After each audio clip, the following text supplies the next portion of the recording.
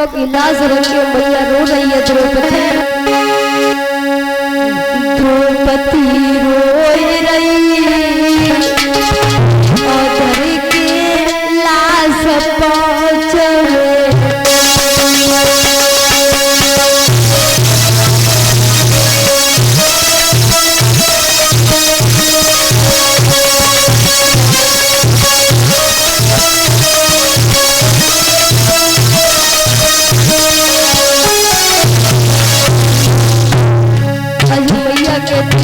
बारे में जिस मैया का एक पुत्र मैया से जुदा हो जाए, उस मैया की छाती पर क्या बीतती है। और भला मेरे 5 बेटे मुझे चले गए, अरे मैया के पास में कोई आंसू समझने वाला नहीं है। मैया रोती जा रही है, द्रौपदी रोई रही, मैया रोई रही।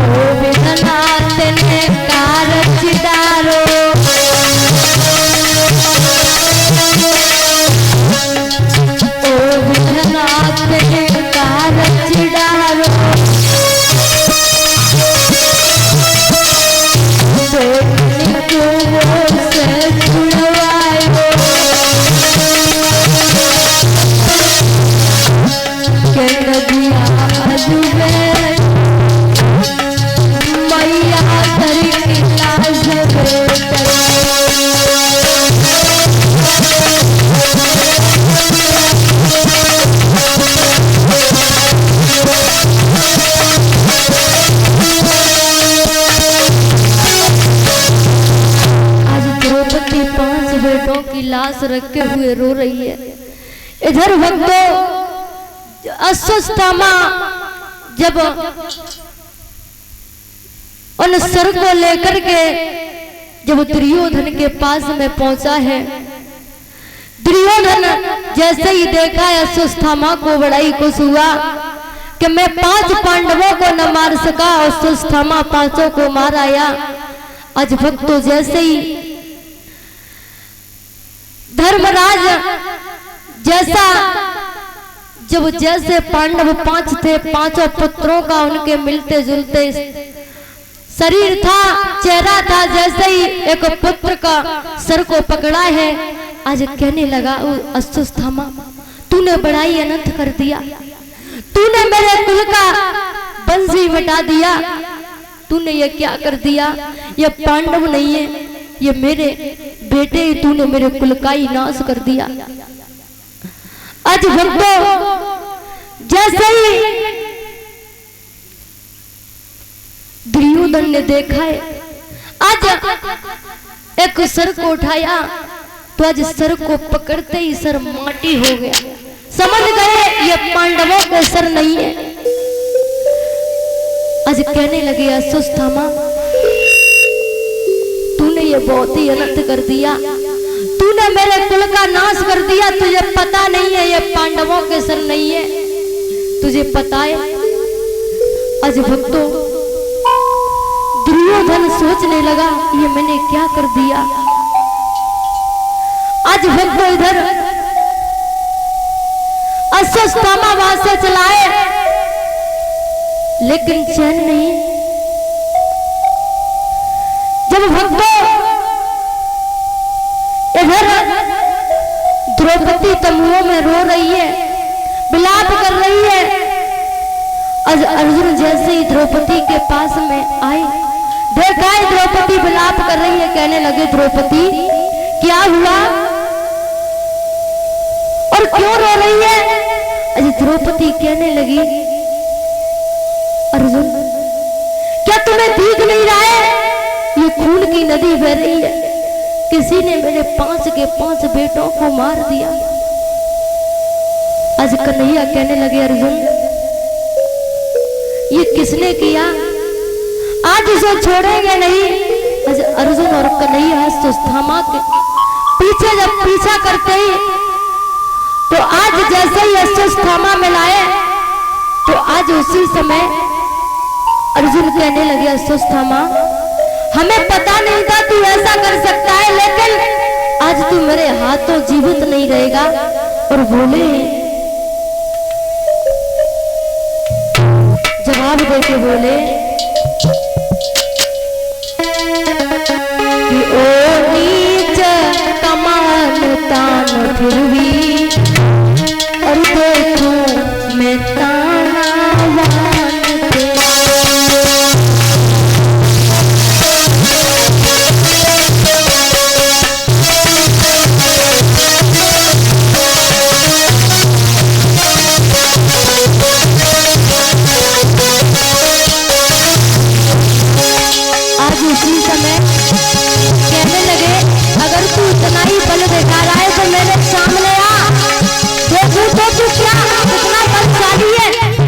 और बोले ओ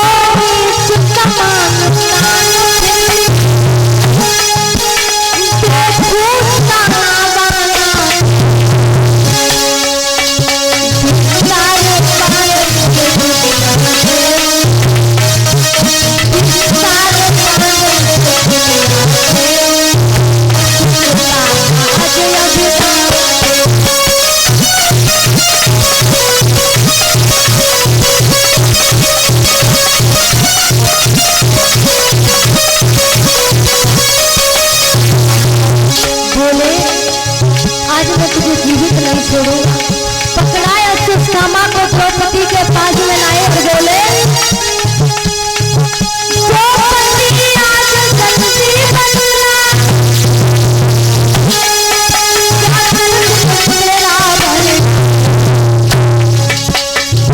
क्या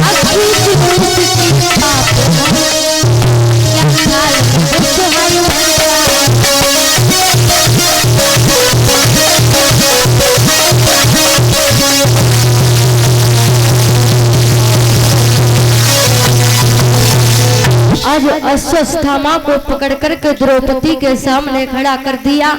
कहने लगे अर्जुन बता द्रौपदी तेरा दिल कैसे भरूं, बता अभी इसके प्राणों को त्याग, प्राणों की नौछावर तेरे ऊपर कर डालूं। आज उसी समय द्रौपदी हाथ जोड़ करके खड़ी हो गई कन्हैया के पास में, कहने लगी कन्हैया अगर भला जिस तरह मैं अपने 5 बेटों के वियोग में 5 बेटों को देख करके रो रही हूँ, इसी तरह इसकी भी माँ, अगर तुम इसकी मृत्यु कर दोगे तो ऐसे इसकी माँ रोएगी। प्रभु मैं इसकी प्राण नौछावर लेती हूँ, तुम इसे मत मारो। आज भक्त उसी समय कहने लगे कृष्ण चंद्र कहने लगे धन्य द्रौपदी नाथ, त्याग कथा तेरी सदा गाएगा भला कोई भी आजकल कोई भी स्त्री ऐसी होगी जिसके 5-5 बेटे कोई मार दे, उस दुष्ट को उस नीच को छुड़वा देगी? नहीं, कोई भी नहीं होगी। भला आजकल देखा होगा अगर किसी माता बहनों का अगर लड़का किसी ने अगर थप्पड़ भी मार दिया है तो सीधी लड़ाई लेकर के जाएंगी, तेरी इतनी हिम्मत जो मेरे बेटे में तूने थप्पड़ मार दिया है, होता है नग थप्पड़ में ये समझ लो कोर्ट दरबार हो जाते हैं आजकल। और लेकिन उस द्रौपदी के 5 बेटे उससे जुदा हो गए, फिर भी उसने अश्वत्थामा को छुड़वा दिया है। आज भक्त उसी समय कन्हैया कहने लगे द्रौपदी धरड़ी करड़ी यदि थमी हुई तुम जैसी ही अबलाओं से, बलवानों की यदि इज्जत है तुम जैसी सुशील नारियों से। द्रौपदी अगर ये धरती टिकी है तुम जैसी अबलाओं से, और द्रौपदी तुम धन्य हो। इधर भक्तों अश्वत्थामा को चैन नहीं है, जब कन्हैया ने छोड़ा है तो आज भक्तों उस नालायक को नेक भी चैन नहीं है। आज भक्तों जो अभिमन्यु की पत्नी थी उत्तरा, उसके गर्भ धारण था। आज ब्रह्म अस्त्र का प्रहार कर दिया उसके गर्भ में अश्वत्थामा ने। आज गर्भ में जैसे ही ब्रह्म अस्त्र का प्रभाव हुआ है, गर्भ जलने लगा। आज उत्तरा रो करके बोली है,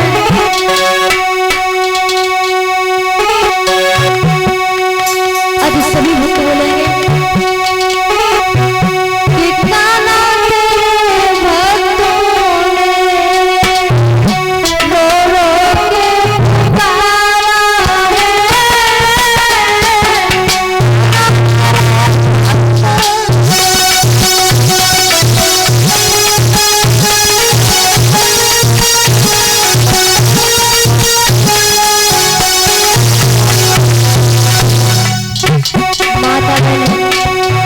प्रभु का जो भी कीर्तन बोलता है बोला करो मुख से। और अभी 6 दिन बाकी है, रोज प्रदूषण बोल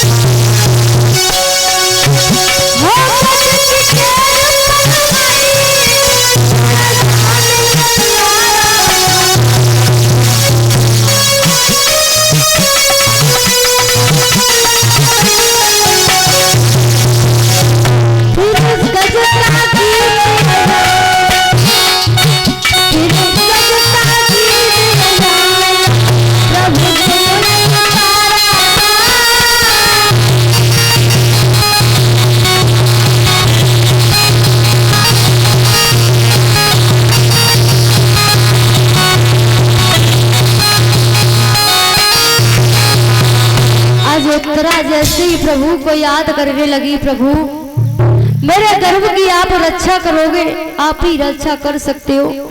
आज भक्तों इधर प्रभु ने कन्हैया समझ गए अश्वत्थामा ने ये प्रहार किया है, इसका गर्भ खंडित हो जाएगा।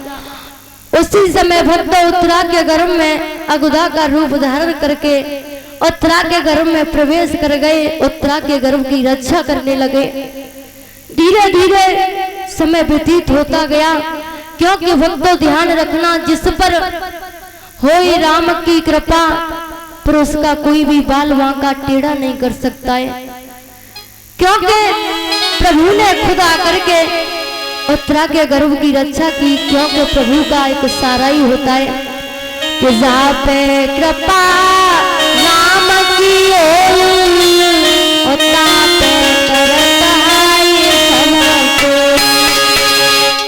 क्योंकि जिस पर प्रभु का हाथ रख गया उसका कोई भी बाल वांका टेढ़ा नहीं कर सकता है।